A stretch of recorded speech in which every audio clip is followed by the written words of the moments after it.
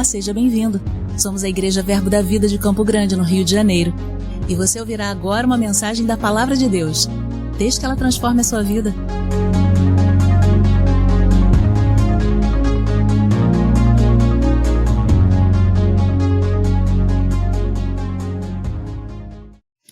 Então, eu quero que você abra a sua Bíblia lá em Josué.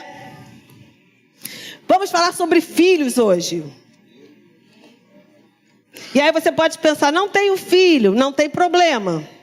Você vai receber instruções gloriosas para um posicionamento na sua vida. Josué, no capítulo 24. Eu quero ler com você a partir do versículo 14. Antes de eu ler com você, Josué, eu quero só contextualizar você aqui. Josué foi aquele que sucedeu Moisés. Moisés cumpriu a sua missão aqui na terra. A missão de Moisés era libertar o povo do Egito. Moisés libertou o povo do Egito. E quem teve a missão de levar o povo para a terra prometida, para Canaã. Tá tudo bem? Tudo bem? Tudo bem? Tudo bem? Meu marido falou para eu ajeitar meu cabelo. Você lembra da minha voz? Continua a mesma, mas meus cabelos já está pronto para o Imersas. Aliás, mulheres lindas que se preparam para o Imersas. Então, Josué levou o povo para entrar na terra prometida. E Josué liderou o povo, um homem de força, um homem valente, um homem de guerra. E depois da sua missão toda cumprida, aqui no final de Josué, Josué tem uma fala poderosa, irmão. Um posicionamento poderoso. E ele diz o seguinte no capítulo 24, versículo 14. Agora, pois, temei ao Senhor e servi-o com integridade e com fidelidade. Deitai fora os deuses aos quais serviram vossos pais, da além do Eufrades e no Egito, e servi ao Senhor. Porém, se vos parecer mal servir ao Senhor, escolhei hoje a quem sirvais, se aos deuses a quem serviram vossos pais, que estavam da além do Eufrades, ou aos deuses do amorreus, em cuja terra habitais. Eu e a minha casa serviremos ao Senhor. Sabe, queridos, eu sei que algumas pessoas usam essa frase como se fosse uma promessa de Deus. E usam essa frase em algumas determinadas situações para dizer que ele tem fé que a casa dele irá se converter ao Senhor. Mas essa frase, ela não é uma promessa. Ela é um posicionamento. Você entende a diferença? Josué disse, no final da história, ele diz o seguinte, olha, vocês têm duas opções. Ou vocês voltam a servir os deuses que vocês serviam antes, além do Eufrades, os deuses que vocês serviam lá no Egito, os outros deuses de outros povos, ou vocês servem a Deus, ao Deus vivo, ao Deus que libertou vocês, ao Deus que sustentou vocês no deserto, ao Deus que trouxe vocês para essa terra que manda leite e mel. Ou você faz uma coisa, ou você faz uma coisa. Aí Josué diz, eu já me posicionei. Eu e a minha casa serviremos ao Senhor. É um posicionamento. E eu vou dizer para você, querido, se você não se posiciona na sua casa, seus filhos vão ficar comprometidos na fé deles. Então você está disposto a se posicionar hoje na sua casa e dizer, eu e a minha casa serviremos ao Senhor? Mas deixa eu te dizer, isso não é de boca. Isso é um posicionamento que você vai tomar, que eu preciso tomar, e a partir desse posicionamento, ensinando os meus filhos no caminho, eles não vão se desviar. Então, quando eu tomo esse posicionamento, eu digo, na minha casa é a palavra que rege. Então, não é a minha opinião, não é a opinião da minha esposa, não é a opinião do meu filho, é o que a palavra fala. Porque eu e a minha casa nos posicionamos em servir ao Senhor. Na minha casa não é o que a mídia está falando, ou não é o que alguém resolveu trazer como novidade. Não, na minha casa eu me posiciono. Eu e a minha casa serviremos ao Senhor. Nós vamos obedecer a sua palavra, nós vamos ter uma vida íntegra, nós vamos obedecer às nossas autoridades, porque eu me posiciono nesse lugar de servir ao Senhor. Amém, queridos? Então, como a palavra nos trata, como a palavra nos ensina, por exemplo, a educarmos os nossos filhos. Eu vou para a palavra, e aí quando eu tiver que aplicar a palavra na educação dos meus filhos, eu vou precisar me posicionar. Porque tudo que o mundo quer, queridos, é que a gente não ensine a palavra para os nossos filhos. Não é verdade? Eles estão bombardeando os nossos filhos com o sistema do mundo e com o conceito do mundo. Então, para que os meus filhos sejam de fato ensinados no caminho, e ainda que cresçam, não se desviem, eu como pai e mãe, eu preciso tomar um posicionamento. Porque as crianças, eles vão olhar para os pais e eles vão seguir aquilo que os pais estão fazendo.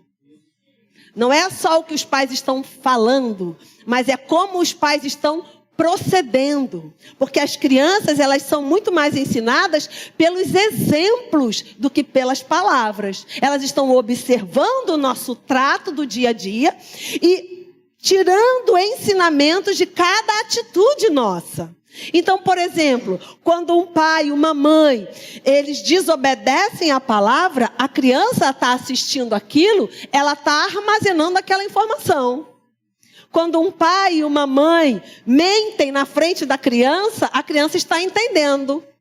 Peraí, então o que o meu pai fala talvez não seja tão verdade assim. Porque naquele dia ele mentiu. Será que quando o meu pai está me corrigindo, ele está falando a verdade? Então, é um posicionamento. A cada dia eu vou me posicionando. Situações não faltam para me tirar da posição. Mas eu decido, como Josué, eu e a minha casa serviremos ao Senhor. Servir ao Senhor, queridos, não é vir à igreja.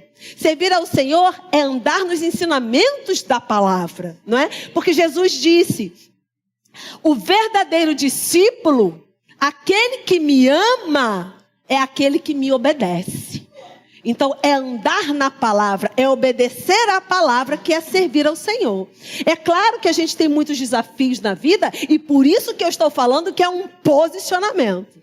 Eu decido, e a Josué está falando, tem muitos deuses aí. Tem o Deus da internet, tem o Deus da mídia, tem o Deus não sei do que, tem o personagem X, tem aquele que está na moda, né? Que de vez em quando aparece um personagem da moda. Então tem muitas coisas. Existem muitos deuses. Mas eu e a minha casa nos posicionamos. Nós vamos servir a esse Deus. Ao Deus que nos tirou da terra do Egito. Ao Deus que trouxe provisão. Ao Deus que nos deu essa terra que mana leite e mel. Eu e a minha casa nos posicionamos no serviço a esse Deus. Amém, queridos? E é claro, queridos, que na nossa caminhada, claro que nem tudo são flores na educação dos nossos filhos, é evidente, mas a cada dia a palavra tem que ser verdadeira na nossa vida e na nossa boca. Eu lembro na minha casa, muitas vezes nós discordávamos de alguma coisa na criação dos filhos e a gente sempre ia buscar na palavra. O que a palavra fala? Né? Às vezes chegava com uma novidade da escola, né? Eu lembro em algumas situações onde havia uma comemoração da festa do folclore na escola, e eu lembro bem nítido um dia que as turmas saíram vestidas de saci pererê, com o boné do saci com cachimbo na boca. Veja só você. Como pode, né? Mas isso já aconteceu. E aí eu fui até a escola explicar. Primeiro, nós estamos na lei anti-tabaco. Segundo, aquilo era folclore, mas por trás daquele folclore existia algo. E aquele algo, os meus filhos não iam comungar com aquele algo. É escolha, amém, queridos? Não estou dizendo que é certo ou errado, estou dizendo que eu e a minha casa nos posicionamos. Amém? Então é sobre este posicionamento. E é claro que no dia a dia, nem sempre esse posicionamento é fácil.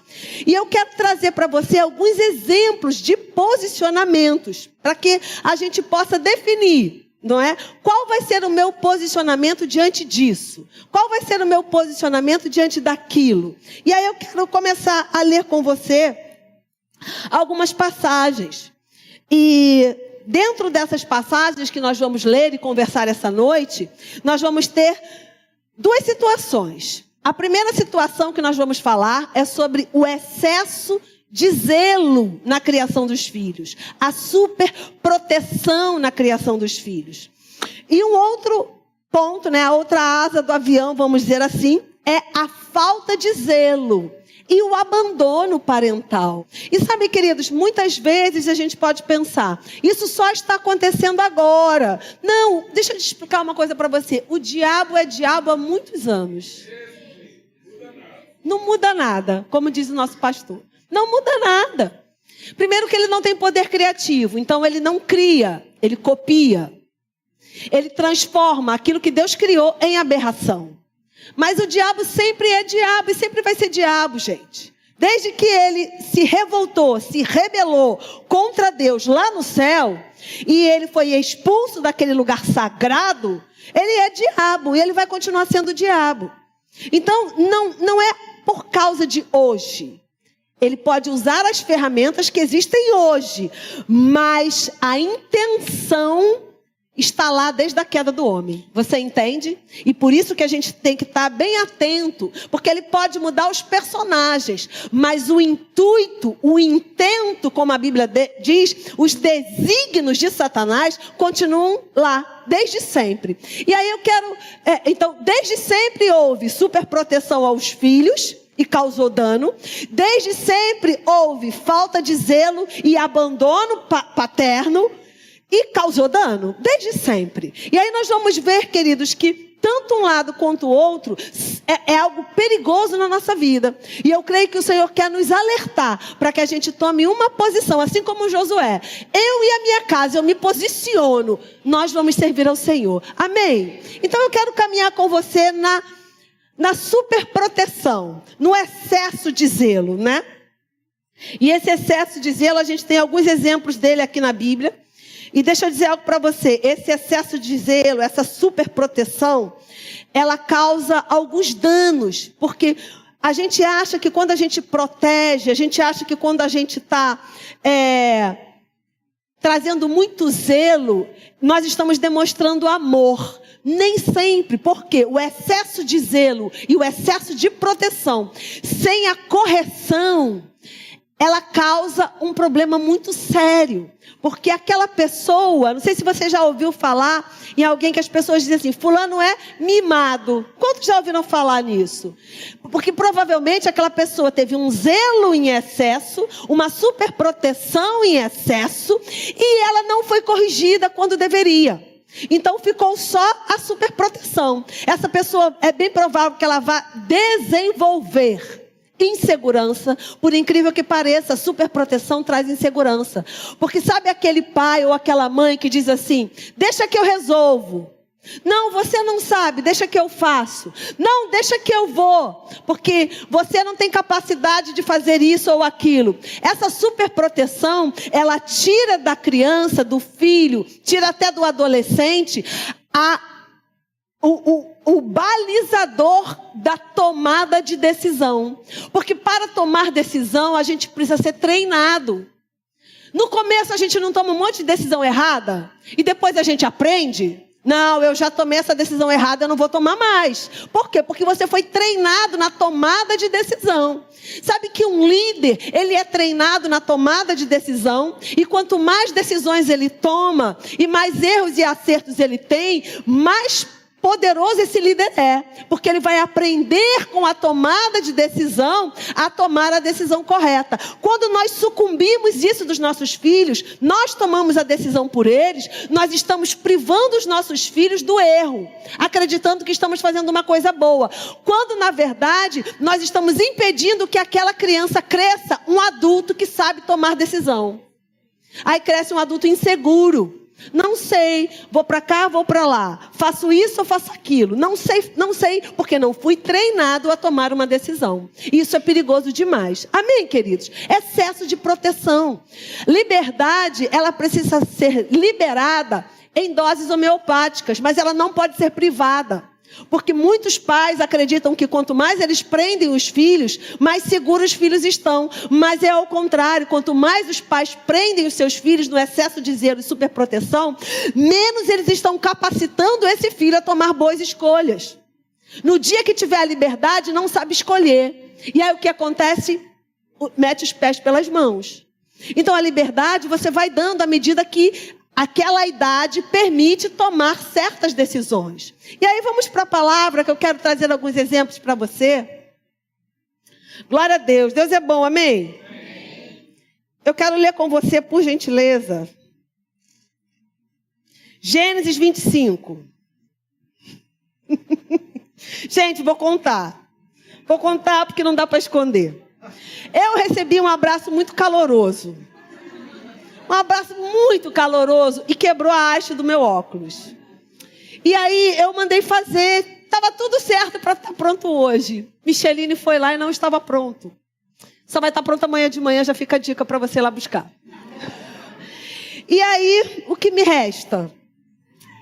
O óculos sem haste. Mas você, por favor, me perdoa. Não foi desleixo, nem falta de consideração com você. Foi só porque realmente não ficou pronto. Então vamos nós aqui. Não filma, não fotografa, por favor. Gênesis 25. Filma desse lado. Gênesis 25. Eu quero ler com você a partir do versículo 27. A Bíblia vai falar sobre Esaú e Jacó, os dois filhos de Isaac. E um procedimento que Isaac teve com um dos seus filhos que causou dano na sua família. A Bíblia diz o seguinte lá em Gênesis, você achou?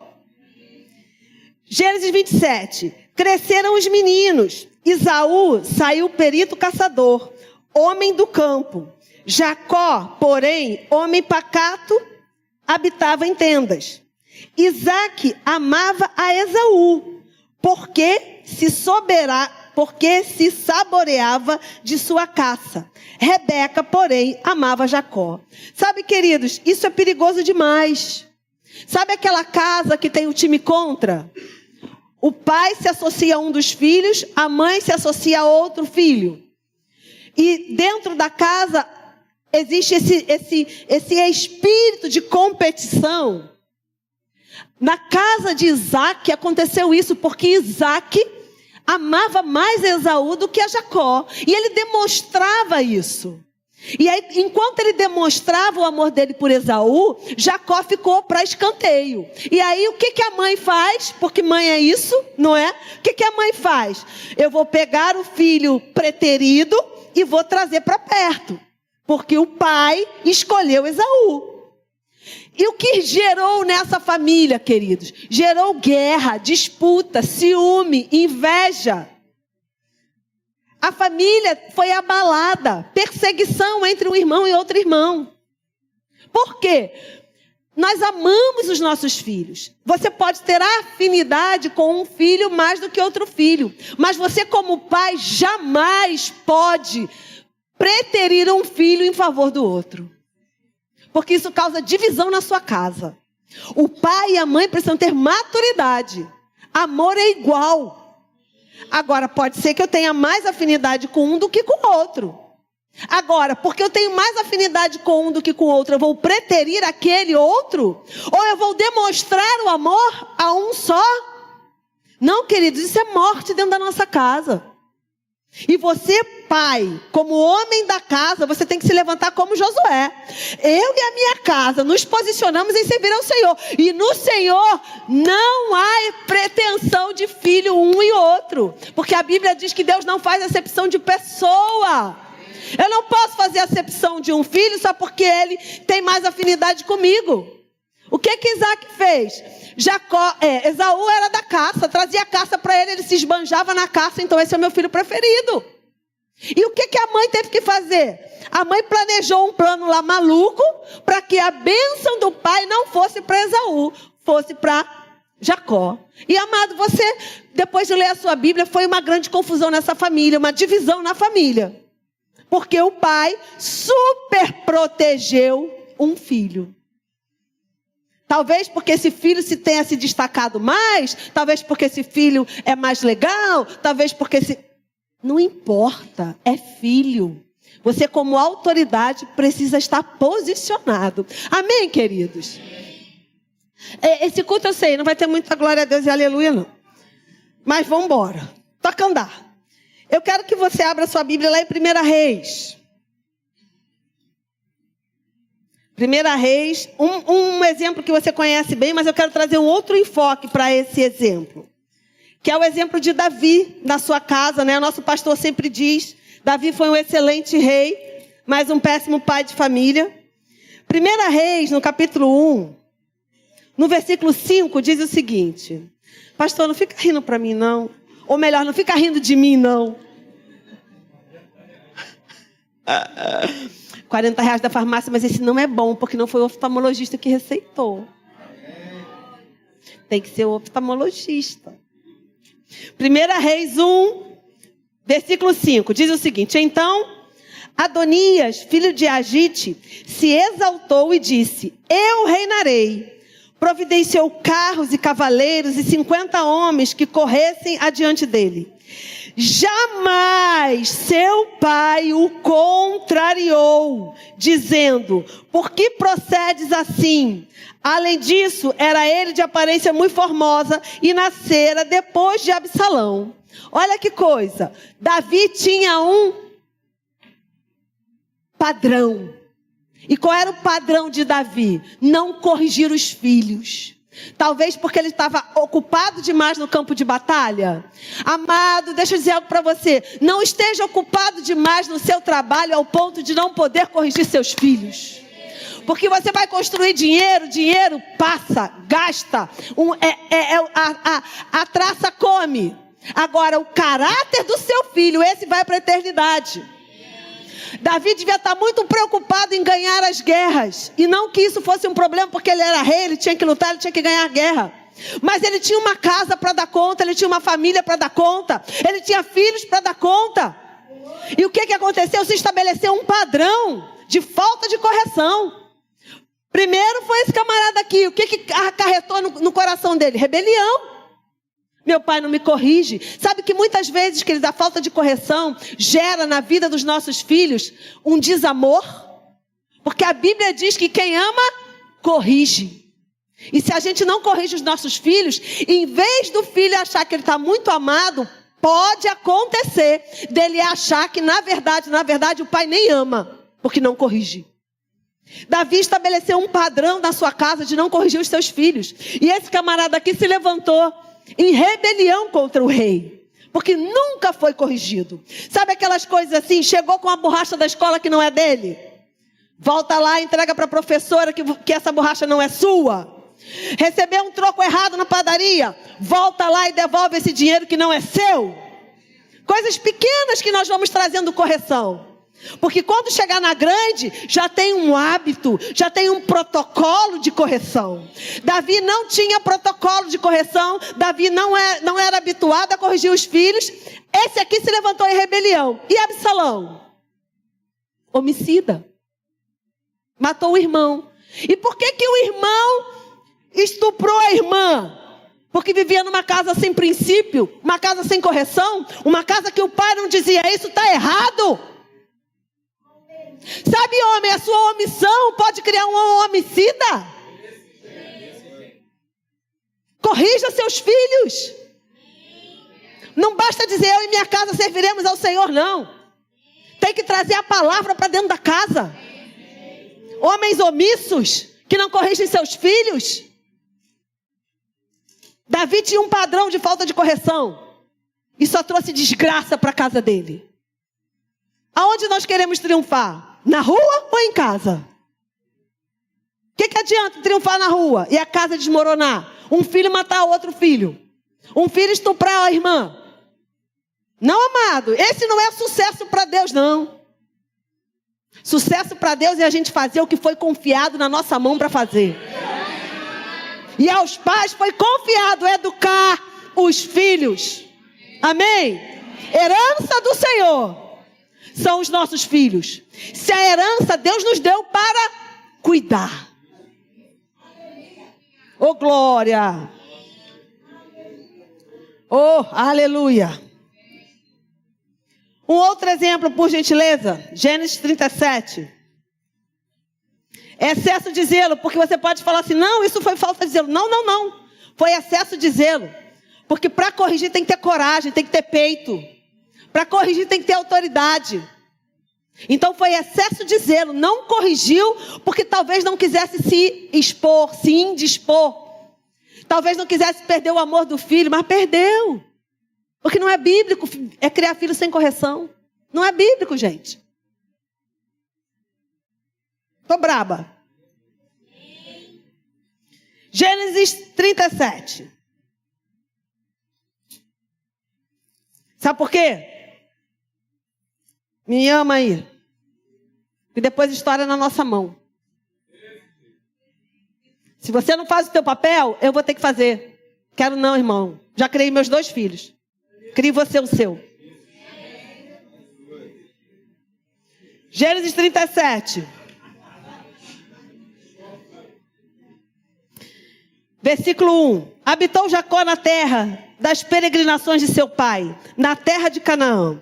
Esta é a história de Jacó. Tendo José 17 anos, apacentava os rebanhos com seu irmão. Sendo ainda jovem, acompanhava os filhos de Bial e os filhos de Zipa, mulheres de seu pai, e trazia mais notícias deles a seu pai. Ora, Israel, ou Jacó, amava mais a José que a todos os seus filhos, porque era filho da sua velhice. Isso é uma encrenca, tá? Vou te explicar por quê. E fez-lhe uma túnica talar de mangas compridas. Vendo, pois, seus irmãos que o pai o amava mais que a todos os outros, odiaram-no e já não lhes podiam falar pacificamente. E a história termina com José no poço. Então, Jacó amava mais a José do que todos os outros filhos. E ele não só amava, mas ele demonstrava. E ele fez a túnica só para José. E o que gerou nos outros irmãos? Ciúme, raiva, ódio. Vou matar esse camarada. A Bíblia diz que José era filho da velhice. E às vezes, queridos, me perdoa. Tá tudo bem se você está no seu segundo casamento, você teve filho no seu segundo casamento. Tá tudo bem. Mas a tendência é esse pai e essa mãe de filhos com mais idade de não tratar como filho. Tratar como neto. Neto a gente pode paparicar. Eu já vou logo avisando que vou paparicar meus netos. Eduquei meus filhos. Neto eu vou paparicar. Sabe por quê? Não é minha obrigação. Já criei os meus. Né? A obrigação deles. Então nesse pensamento, a gente acaba tendo filho na velhice e tratando como neto e não como filho. Foi o que aconteceu aqui. E você, né, já deve ter ouvido falar, se não vou te falar agora. Esse amado José foi para o poço, vendido pelos irmãos. Deu uma encrenca danada. No final ele venceu, porque no final a gente vence. Mas podia ter poupado muito sofrimento. Porque aí a gente fala de José. Mas você já pensou nos outros irmãos? Você já pensou você amar seu pai e ver seu pai preterindo outro irmão, dando túnica para o outro irmão, babando o outro irmão, protegendo o outro irmão? Não vai ficar bom não, gente. Amém? Oh, glória. Agora vamos ver a falta de zelo, que também é danoso. Por quê? A ausência paterna. Deixa eu te dizer, pai é uma figura planejada por Deus para dar segurança, para dar direção. E quando isso falha, a pessoa passa a vida inteira procurando alguém para ocupar aquela lacuna. A pessoa passa a vida inteira com dúvida do amor das pessoas. Porque ela não foi amada, porque ela não foi corrigida, porque ela não teve um suporte paterno, porque pai é biologicamente preparado para cuidar, amar, educar, dar direção. Amém. E quando isso não acontece, o que gera no coração da criança? Ela vai buscar esse amor em algum lugar. Ela vai passar a vida tentando ser aceita pelas suas lideranças. Ela vai passar a vida tentando ser amada pelas suas lideranças, por essa figura de autoridade. Isso é perigoso demais, porque ela pode buscar o amor de um professor, ela pode buscar o amor de um líder doido, Ela pode buscar o amor em lugares errados. Ela vai buscar aceitação. Por quê? Porque aquela lacuna precisa ser preenchida. Então, pais, vocês são importantes demais. A mãe é importante, mas a figura paterna foi por Deus planejada para guardar, para dar direção, para conduzir. Amém? Oh, glória! Eu quero ler com você, por gentileza, o exemplo clássico, que nós temos de Eli. 1 Samuel 2. Vocês podem ficar aqui, mas ainda tem coisa para dizer. Mas nem ligo. Pode ficar aí. 1 Samuel 2. Eu quero ler com você a partir do capítulo 12. 1 Samuel 2, versículo 12 diz o seguinte: Eram, porém, os filhos de Eli, filhos de Belial, e não se importavam com o Senhor. Agora, por que eles não se importavam com o Senhor? Porque eles não foram ensinados. Porque faltou zelo, faltou suporte, faltou presença, faltou orientação, faltou correção. E sabe o que eles faziam? Não vou ler não, você lê depois. Eles pegavam a oferta que era trazida para o Senhor, porque eles eram da família sacerdotal. Eles acolhiam as ofertas do povo e eles comiam a oferta. Eles separavam o melhor para eles. Para a gente poder entender, é como se você trouxesse a sua oferta e o filho do pastor pegasse o dinheiro daqui e fosse gastar. E a Bíblia diz que eles gastavam com mulheres, traziam mulheres para ter relação sexual dentro do templo, porque não foi corrigido. E como a gente sabe que não foi corrigido?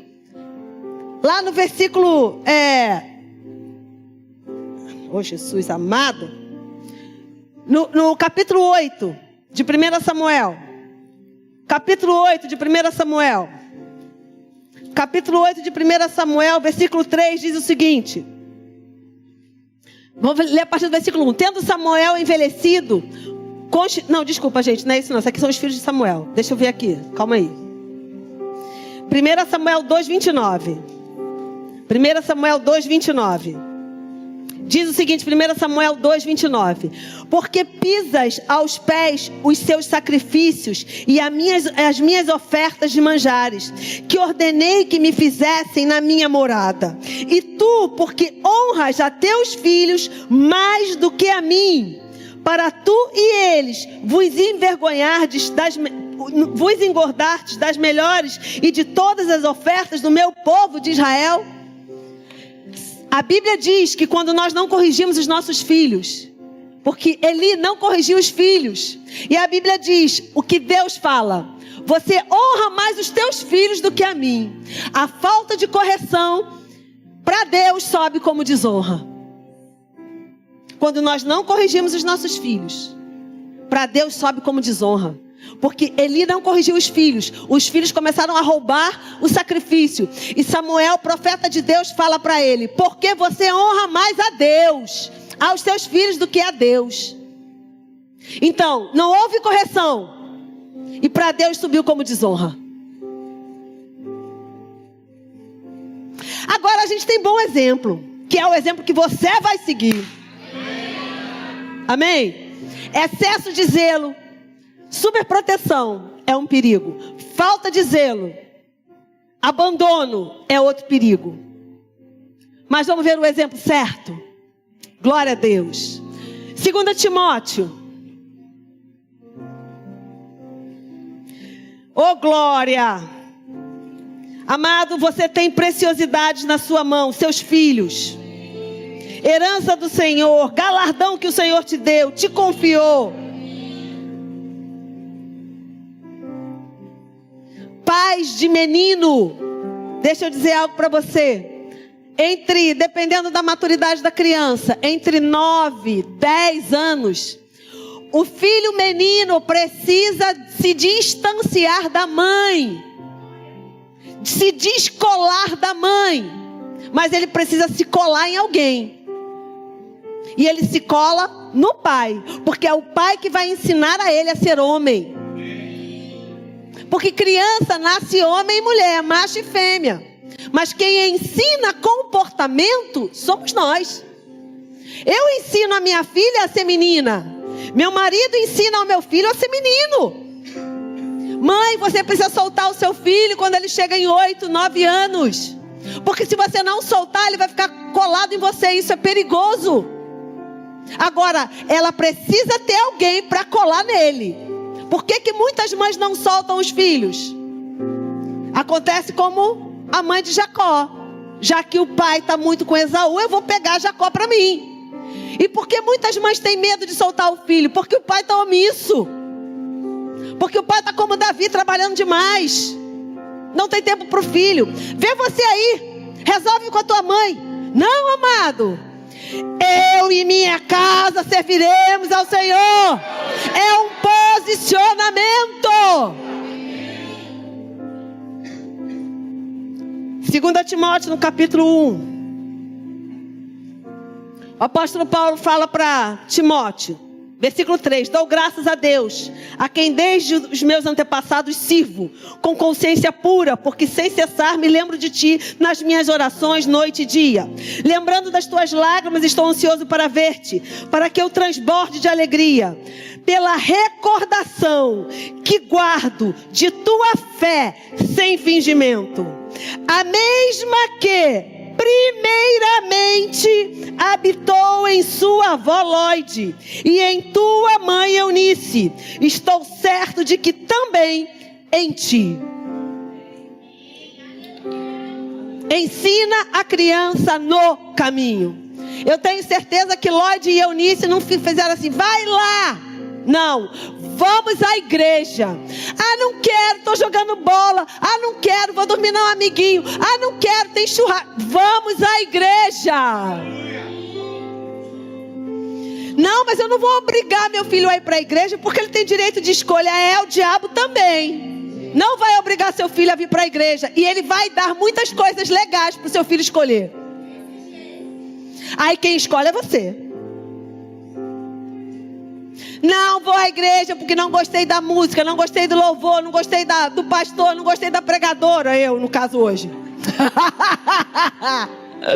Não gostei disso, não gostei daquilo. Ei, se você verbaliza isso na frente do seu filho, você está ensinando o seu filho desonra.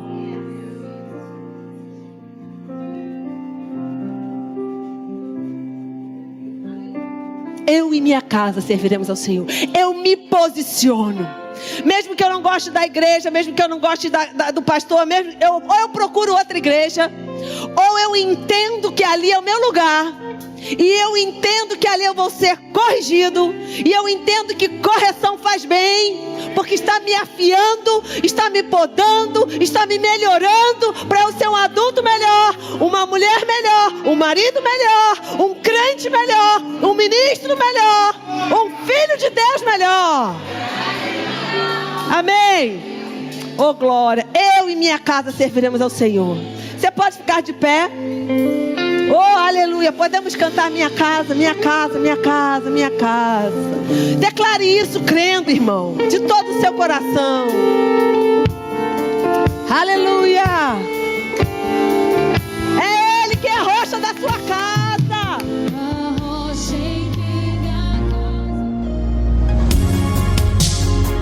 Ouça outras ministrações em nosso site verbodavida.com/Campo Grande RJ. Nos acompanhe também em nossas redes sociais, Facebook, Instagram e YouTube. Seja abençoado na prática dessa palavra.